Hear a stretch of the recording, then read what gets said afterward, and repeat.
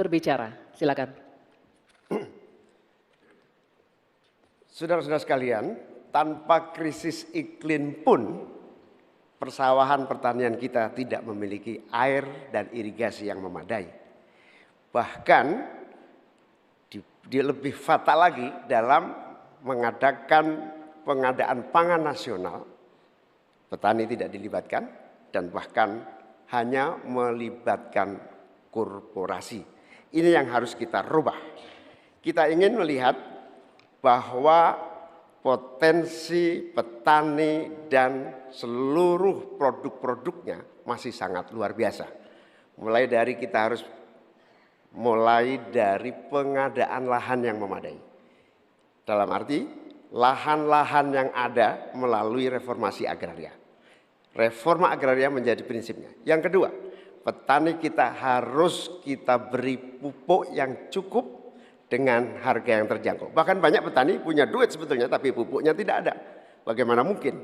Yang kedua, potensi pupuk organik juga menjadi salah satu bagian penting agar produksi pertanian kita semakin berkualitas. Di sisi yang lain kita ingin program perlindungan gagal tanam gara-gara iklim juga kita berikan supaya petani kita aman, merasa aman dan yakin dengan produksinya. Pengembangan irigasi dan subsidi pupuk tidak bisa dielakkan. Tidak boleh kita melakukan pembiaran petani kita sehingga kita kekurangan pangan, petani kita tidak diberi kesempatan untuk mengisi kekurangan pangan itu. Kualitas pangan kita bergantung juga kemampuan kita memfasilitasi agar petani kita lebih produktif lagi. Dengan cara ini desa-desa kita libatkan untuk menjadi bagian dari satu kesatuan pengadaan pangan yang berkualitas, sekaligus kita hentikan untuk ketergantungan dari pangan di luar produksi kita sendiri. Baik, terima kasih. Selanjutnya kami persilakan calon wakil presiden nomor urut 2 Bapak Gibran Rakabuming Raka untuk menanggapi. Waktu Bapak 1 menit dimulai ketika Anda berbicara, silakan. Baik, terima kasih. Enak banget ya Gus ya, jawabnya sambil baca catatan tadi. Kuncinya di sini adalah ekstensifikasi dan intensifikasi lahan. Kemarin tahun lalu kita sudah bangun pabrik pupuk di Fak-Fak. Kuncinya untuk meningkatkan produktivitas ya kita harus genjot kawasan industri pupuk.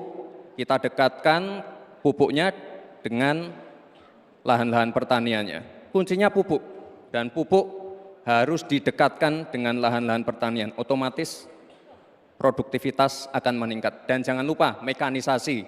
Kita ingin meningkatkan produktivitas para petani. Pakai RMU, pakai combine harvester, dan juga kita melibatkan generasi muda melalui smart farming. Pakai IoT untuk melihat pH tanah, keasaman tanah, kesuburan tanah, dan juga penggunaan drone untuk penyemprotan pestisida. Terima kasih. Baik, terima kasih. Terima kasih.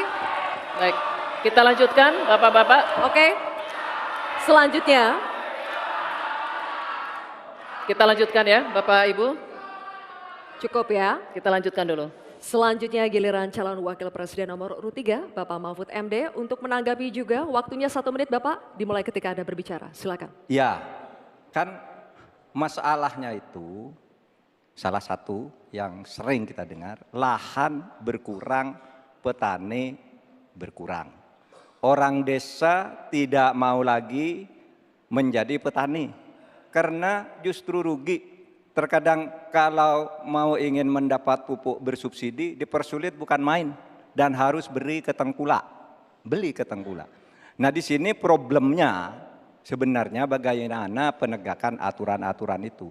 Kami di Jawa Tengah itu pernah punya program di mana Pak Ganjar waktu jadi gubernur waktu itu membuat 29 badan usaha milik petani yang itu efektif untuk membantu petani saling menolong menggarap tanahnya sehingga dia kerasan di desa. Yang saya tanyakan, kebijakan hukum apa yang akan dilakukan untuk mengatasi masalah ini? Terima kasih.